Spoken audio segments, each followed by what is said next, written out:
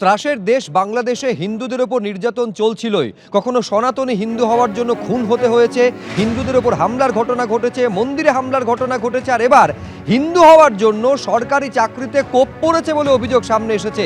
43তম BCS অর্থাৎ Bangladesh civil service যে পরীক্ষা, সেখানে উত্তীর্ণ হওয়া সত্ত্বেও 168 জনের নাম বাদ পড়েছে শুধুমাত্র হিন্দু হওয়ার জন্য।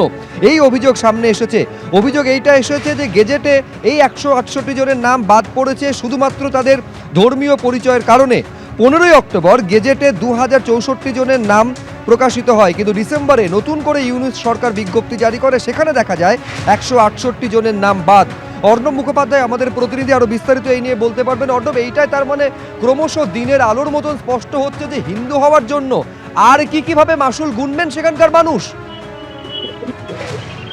একদমই দেখো, 43তম বিসিএস এর যে নতুন রেজাল্টটা বেরিয়েছে গতকাল, তো তাতে যেটা দেখা যাচ্ছে যে অক্টোবর মাসে যেটা বেরিয়েছিল সেখান থেকে কিন্তু অনেকজনেরই নাম বাদ দেওয়া হয়েছে, এবং বাংলাদেশে এই সরকারি চাকরির পরীক্ষায় এভাবে যাদের নাম বাদ দেওয়া হয়েছে তারা হচ্ছে হিন্দু সম্প্রদায়। স্বাভাবিকভাবে বিদ্যার্থী নিয়ে সেখানে যে সনাতনী সমাজ রয়েছে তারা যথেষ্ট সোচ্চার হয়েছেন, এবং দেখা যাচ্ছে প্রত্যেকটা বিভাগে কতজন করে নাম বাদ দেওয়া হয়েছে তার অর্ধেকের বেশি হচ্ছে হিন্দু, বা কোনো ক্ষেত্রে যদি একটা বিভাগে একটা নাম বাদ দেওয়া হয়ে থাকে সেক্ষেত্রেও হিন্দু যিনি চাকরি প্রার্থী ছিলেন তার নাম বাদ দেওয়া হয়েছে। সব থেকে অবাক করার বিষয় হচ্ছে যে এই তদারকি সরকারের সময়তে অক্টোবর মাসে দেখা যাচ্ছে একটি রেজাল্ট বেরোলো, এবং ফের আবার সংশোধিত রেজাল্ট বের করা হলো, এবং সংশোধিত রেজাল্ট বের করে যারা হিন্দু রয়েছে তাদের নাম কিন্তু বাদ দেওয়া হলো। একেবারে এটাই প্রশ্ন যে সংশোধিত গেজেট যখন বের করা হচ্ছে, সেই গেজেটে দেখা যাচ্ছে 168 জন তাদের নাম বাদ গিয়েছে, এবং অভিযোগ হিন্দু হওয়ার জন্য তাদের নাম বাদ দিয়েছে ইউনূস সরকার।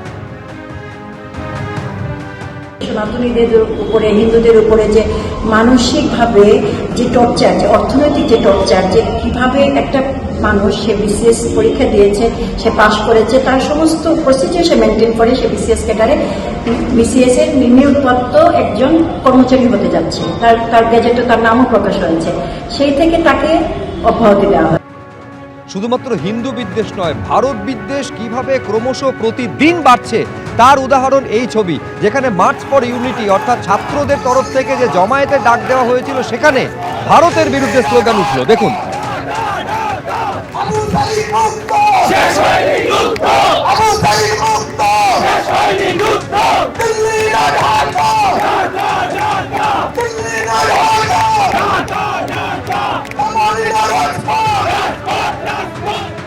ওনারা তো সবসময় এই সমস্ত ডাকগুলো দেয়, দিল্লি দখল করবে, কলকাতা দখল করবে, ওইটা করবে, সেটা করবে, কত কথা বলেছে, কিন্তু করা এত সহজ না।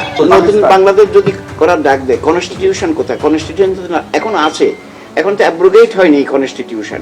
এই কনস্টিটিউশন থাকাকালীন সময়ে ওনারা তো কিছুই করতে পারেন না। আর নতুন গভর্নমেন্ট, এটা তো নতুন গভর্নমেন্ট না, আমি মনে করি it is not elected government, এটা একটা ইন্টারিম গভর্নমেন্ট, আর ইন্টারিম গভর্নমেন্ট এটা করতে পারে না as per law, there is no law.